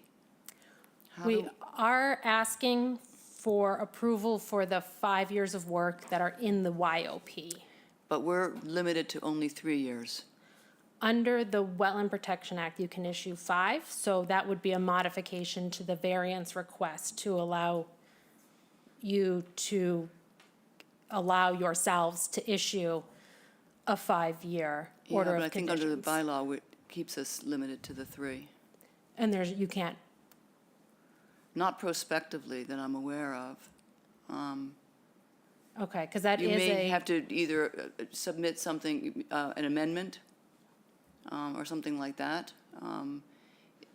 We'd have to look into that. We can extend an order of conditions for 3 one-year periods Okay. after issuance. So we can cover 5 to 6 years, but I don't think that allows us to include any work that was not in the first one unless there's an amendment. We'll have to look into that. Okay, I do know the variance request is a separate Yeah. meeting, So and we'll dive into discuss all of that in and more by the time we detail. get there, we'll consult with town council and get advice on how far we can go. Right, because it's just a change between, the Wetland Protection Act allows it, and I understand your variance, or your bylaw doesn't, so Yep. we'll have to Yep, so, square that. okay, is that, I just wanted to add one Yes, go quick ahead, Mark. thing. Thank you. So with the Cape Cod Commission, we've been in sort of consultation with them from the very beginning of this project, and it was their request that we submit the minor modification one. I know there's been some talk about a new DRI, but we've been on top of this the whole time with the Cape Cod Commission, and they're the ones who requested, they felt that our project met the need for a minor modification one and not a complete DRI. well, it's also because they don't, right, and it has to be based on the 2005 DRI because they don't have the 2021, so I get all of that, even though at first glance, that just seemed incongruous to us, why you'd be looking for a modification of a plan that has been entirely superseded by a subsequent plan. But I get it. But that brings us to, we have been getting a lot of commentary, a lot of questions in the town about urging us, I would say, to refer this matter to the Cape Cod Commission for review. And by that, people mean either the NOI or the NOI and the VMP or the entire 2021 Airport Management Plan update. So we've spent some time, and that's what we've been doing for the last few weeks since we last met, looking into what can or cannot be done. So just for the context, the Cape Cod Commission, as a regional planning agency, has a couple of core functions, 2 of which are to develop a regional policy plan for Cape Cod, and to review and approve developments of regional impact.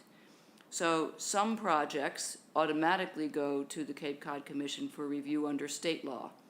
Others are triggered by the filing of a permit application with a local board in a municipality.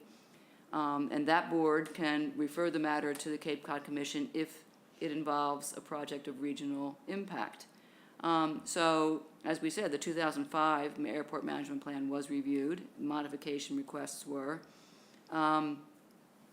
For us to take it there, we looked at the process for what's called mandatory reviews, which are proposals that must be reviewed by the Cape Cod Commission. We have posted on MyTownGov some selected provisions from the Cape Cod Commission's regulations that lay out what the standards for mandatory referrals are, as you might expect, being projects of regional impact. They are large development projects, either commercial developments or residential developments that exceed a certain threshold in acreage, automatically would go there as a mandatory matter. There was an interesting provision about land clearing activities that exceed 2 acres, but there's an exception unless said land clearing activities are performed as a municipal project, which this is. So we also had some conversations with the commission regulatory staff about the nature of that. And while we don't believe that we meet any of those criteria for mandatory referrals, there is a second category of discretionary referrals that allow local boards or bodies to request review where it does not meet the threshold standards for mandatory, but it does implicate one or more of the areas of the regional policy plan, and in this case specifically those areas would be water resources, wetlands, wildlife and plant habitat, possibly among others. So because of the extent of the vegetation management plan and the whole 53 acres that we are not reviewing, it has been the view of this body that somebody other than us should take a look at this plan. And so I'm going to call for a motion in a moment to take a vote on whether we should refer this matter to the Cape Cod Commission as a discretionary referral, limited. And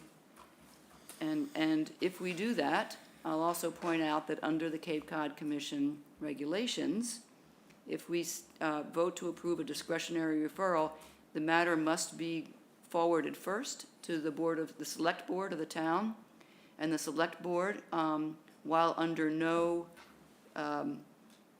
obligation to hold a public hearing on it, would be well served to allow the town, because this is a much larger policy issue than the regulatory questions that we're dealing with in terms of what the town's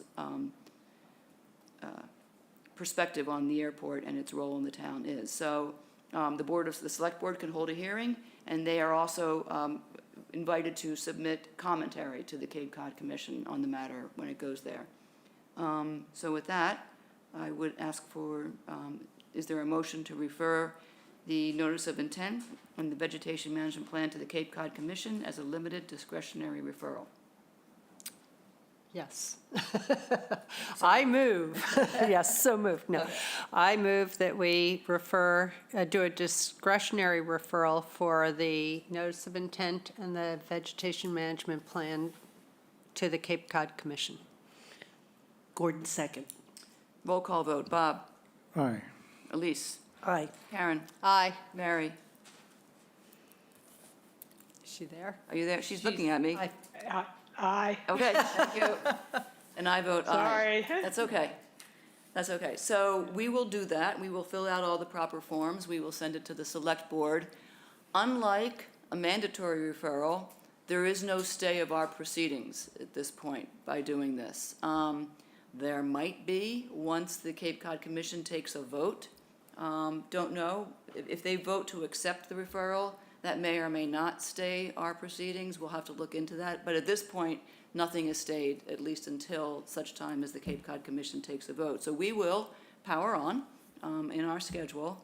And so I want to talk a little bit about getting into the heart of what we scheduled for today in terms of the scope of the area. So I'm going to share my screen if you can Yes. unconnect from there.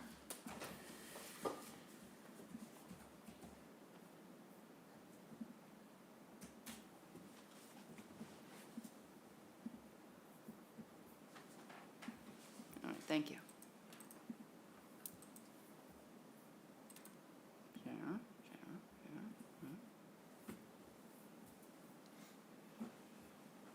That is not sharing.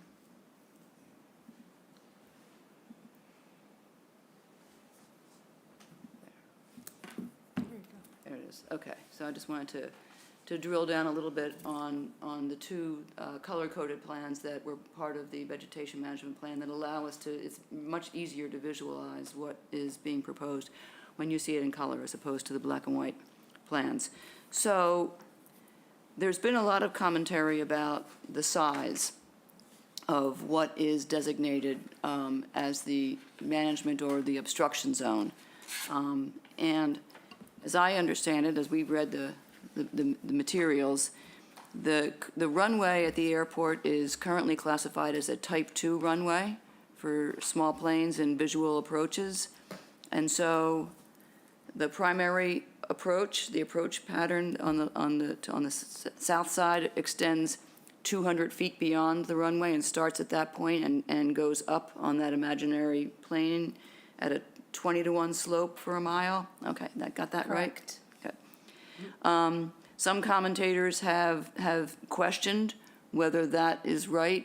Some have said that in the either the current or the previous airport management plan had placed the beginning of that approach zone at the end of the runway and not 200 feet back, saying that by moving it back 200 feet, you are thereby including more area within the jurisdiction for the vegetation management. So I'd like for you to, if you understand that issue, can you please speak to that and help clarify that question? Sure. So the Part 77 surfaces are a federal statute that dictate the size and length of these approach surfaces, also the angle.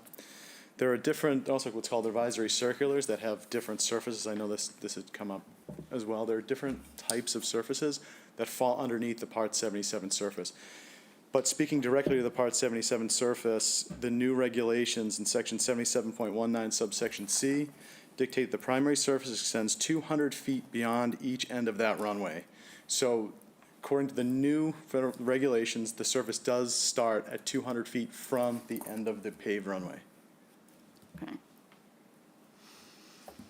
And the length of the line that forms that beginning part, 200 feet back, there's been a question raised that at one point it was only 250 feet long and now it's 400, also bringing in much more area. Yeah, well, that also goes to the fact that there are different types of surfaces that we're clearing too. So the actual Part 77 surface, according to the new regulations, for a visual runway, for other than utility, which means the type of runway accommodates planes that are larger than 12,000 pounds or 12,500 pounds, which this runway is and can accommodate, the width of that surface is actually 500 feet,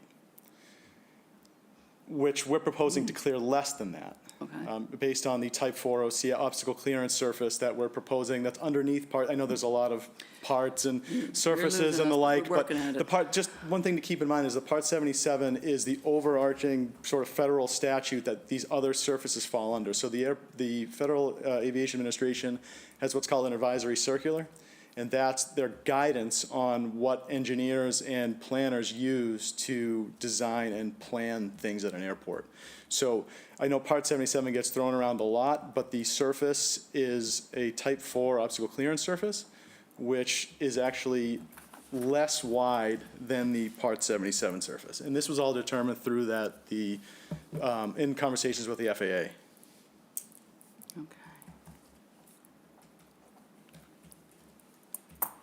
Okay. I'll let other comment. Does anybody have questions about that? I know that there are folks who have submitted lots of questions about that. I'll give people an opportunity to ask questions later. It's very helpful because it clears up, as you say, a bone of contention. Yep. Yes, I think so. So, all right, the color-coded map I want to see is based on, it does start that 200 feet back. It is 400 feet wide, the approach there. So what you're seeing in this color is the light green is on airport property removal. This is not, this is part of the transitional zone. Can you see my cursor working? Yes, on the side here. That is not part of the NOI at this point. It's not part of the NOI. I also believe it's outside of the 100-foot buffer Yep, zone. May I right. The step only up to part map here to would be, right, point? these buffer zones shown in this green dashed line to Black Pond, I think it is, or Blue Pond down here. And that will be subject to a separate NOI or an amendment or something. Correct. Something that will yeah. come. At the moment, we've got the buffer zone to the vernal pool is indicated here, the buffer zone around that. Now, all of these color-coded that say, these are all tree removal areas, right? Correct. Everything around here, which is airport property. This area in the orange Correct. is also on airport property removal. The area in the teal color is area that the airport has legal rights through easements or agreements or access agreements or whatever Correct. to conduct the tree removal along there. So on the southern side of the airport, this is the area that is currently subject. I don't believe that these areas up here on this western side of the runway are implicated in the NOI. They're Again, outside of our jurisdiction, so yeah. we haven't really looked at those. Correct. On the north end, here is the Cranberry Bog, and Bierce's Pond is down here. So this area in teal, is that it? I'm looking for the buffer zone line. 100, oh, there it is. It's that light green. Yep. Oh, you're not allowed to do that. You better get back to your. That's good. That's good. You didn't say anything. Yes, the light green line here. This is the buffer zone. So for the area in our jurisdiction that's slated for removal is the area between the Cranberry Bog and Bierce's Pond and this light green 100-foot line. The rest of it is outside of our jurisdiction, but is slated for vegetation removal as well. Correct. Okay. I just wanted to get that clear. And let people ask questions at this point.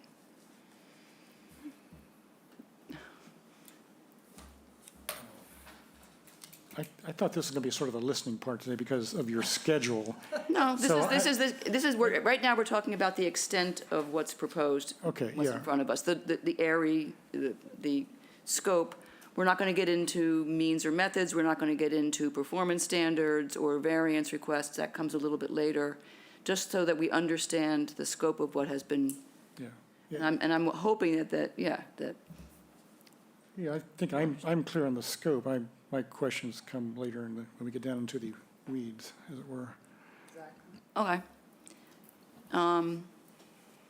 I think my questions more are, once we get to the point of discussing the plan for removal of trees and everything, more than the scope. It does bother me that our scope is very small when you consider the size of the project overall, and that we're being asked to make a decision on something that affects an area way larger than what we have jurisdiction over. But that's our scope, so we're stuck. Right. As we always say, we've got nothing to say about the activity outside of our jurisdiction. Yeah, unfortunately. We do not. Do you have any questions, Eric? You good? Well, I would think that the biggest concern would be the vernal pool. Yep. I mean, it needs a canopy in order to survive, I would think, a vernal pool. So that would be a main concern. We agree. We will be doing some detail inquiry into the impacts on the vernal pool of what is proposed in the buffer zones around it. And we have sent to the commission 2 airports, 4 years of clearing monitoring or post-clearing monitoring, but we can send a 3rd airport that had vernal pools. Oh, if you have that, that would be, that There's would be other great. airports that have gone through this process with clearing up to the edge of vernal pools. I'm sorry to hear that there are other airports that have really unfortunately located vernal pools. I have to say that unfortunately, airports were cited where people didn't want to farm. Right, flat, low, you know. Flat and low, Right. and so It's gonna be wet. many airports in Massachusetts have had upwards of 100 acres of vegetated wetlands cleared for airport management. So here we feel, you know, no one wants to cut trees, but we feel at least fortunate they're not within the resource area. The only thing I'd say to flip it a little is it's not the vernal pool that was unfortunately located. Yeah, right, it was there Because first. nature Oh, put it yeah, there. yeah, exactly. It was there first. Okay, Mary, do you have any questions about this at this point? No, my questions are more related to the options for alternatives analysis that was done. And for example, you know, what happens if, you know, we decline them taking the trees down? Obviously, we're a very small part of this whole process. What does the FAA do, and what is the bigger impact to the community? And I don't know if that's outside the scope of this. Well, that last part is Discussion. within the scope. It's what happens if we deny the permit. Well, they would take an appeal to DEP and seek a superseding order of conditions. Correct. And which may or may not be issued. Who knows? It's kind of murky down the road to understand what would happen. And also to sort of speak to the FAA portion of that, the Yep. town has taken money from the FAA, and they're called grant assurances. And the airport and the town have promised to follow through with these certain assurances when they take money from the FAA. So there would be another component of that where the town may be forced to, What happens if they don't comply? they would have to pay back the money. Oh, okay. But I mean, does anybody have the analysis of, you know, how much that costs? You know, how much does it cost to, you know, raise a runway? How much does it cost? I mean, I was just curious. It sounds like you've got a very complex plan here. Do we get any insight into all those alternative analyses that presumably have been done? I mean, I can speak briefly to that. So raising the runway is only sort of, also, okay. So not to get too deep into the weeds on the actual engineering of the runway and everything like that, but if we raise the runway, we have to meet grading criteria because planes don't like certain slopes. So in order to raise, you'd have to start grading out, and now you're impacting more of an area. So now we're grading, see, that's pretty, because there's a retaining wall on the end of runway 6. So now, if we do raise it, now to maintain the safety areas that the planes are coming in on, we need that 200-foot space beyond the end of the runway is what's called the safety area, so that if there's any excursion across the runway, if they miss the landing and they roll, they have a safety area so that they're not crashing into something. In this case, if we do raise the runway, we're expanding that area, which would cause more impacts. And also, trees do grow, so eventually the trees will grow up through that approach surface. Also, I think another option was to displace the thresholds on either runway end. I've heard that brought up before. That was, and identified it as an alternative. It was, the FAA didn't agree to that. They said, you're reducing the amount of length of the runway, which is a safety issue too for the planes that use the airport. So there were alternative analyses done, but in determining. Can you just go back for a second? Because we hear this term a lot about displaced thresholds. Yep. Okay. What does that actually mean here? Okay, so what that means is that it's reducing the length of the runway that planes have to use to take off and land. So the threshold in this case on either end of the airport is right at the edge of the pavement. That's what's called the threshold. In this case, if the trees go up, if we were to displace the threshold, we're moving the allowable length of runway, we're shortening it because now we need to clear those trees. So as the planes fly in, instead of hitting around the 6 or that first dash, they're hitting much further up. You see where that 6B, they're landing much further up, and that doesn't give them enough time to regulate their speed in order to exit the runway safely. So you're reducing, this is a 3,000-foot runway, it's a very short runway for certain types of aircraft. And so in order to displace those thresholds to move those ends in, you're reducing the amount of usable, quote-unquote, usable pavement length for those airplanes to safely land and take off. Yeah, now I get it. Okay. All right. Thank you for that. That's what I needed, was a simple explanation like that made some sense. I do have a question. Go ahead. I'm a little bit reluctant to ask this question, but circling back to the scope. And you contacted the Cape Cod Commission, and they requested, you say, that this VMP / NOI, I guess, be submitted as a minor modification of the previous Of the 2005 DRI. 2005. Were they aware that there's a updated plan from 2021 or something? I can't speak to that, but the 2005 DRI included clearing for safety, Okay. which is, and the VMP is only allowed for safety of existing amenities and features at the airport. So the VMP is not a mechanism that can be used for future airport expansions. It can only be used to make safe what's there today, and what's there today was part of the 2005 DRI, so safety clearing to protect what's there today.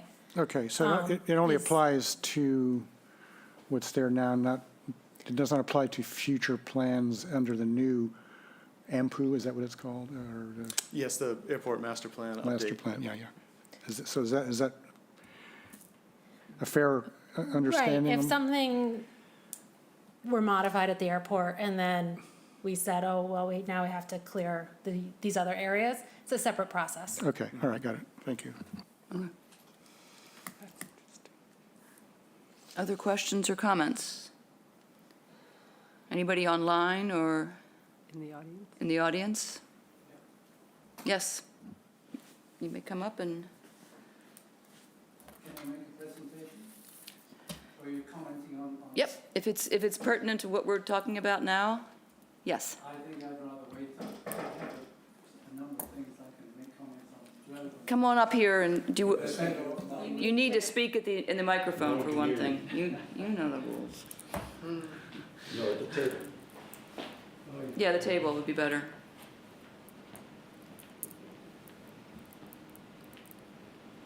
Yes, indeed, I'm saying that.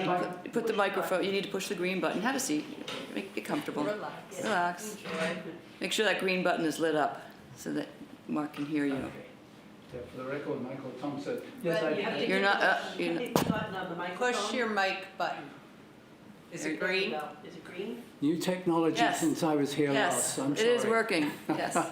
Okay, yeah, I can indeed make some comments on this, but they require diagrams, schematics, and I would like to present those as an integrated whole. Yep.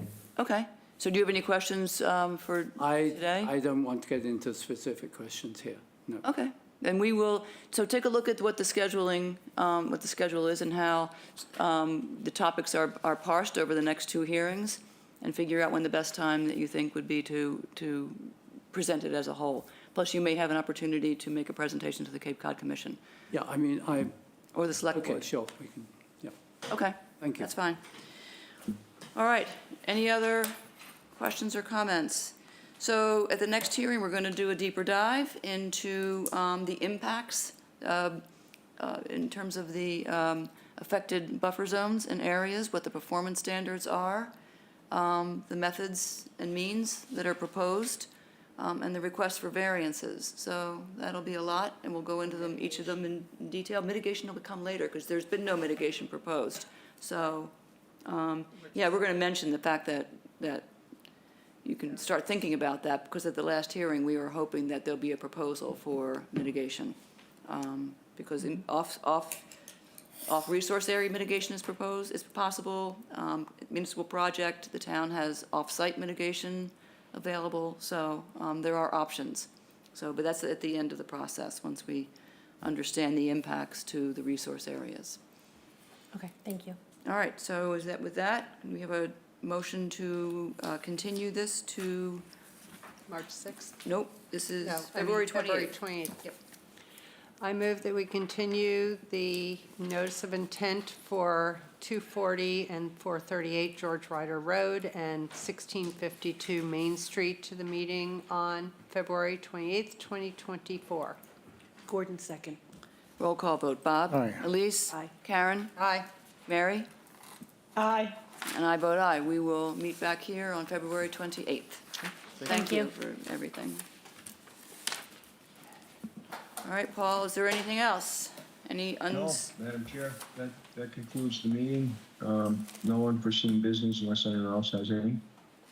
Nope, don't hear anybody, hearing nothing. Take a motion to adjourn. I move that we adjourn. Gordon, second. Bob? Aye. Elise? Aye. Karen? Aye. Mary? Aye. And I vote aye. We are adjourned. Thank you, everybody. Thank you.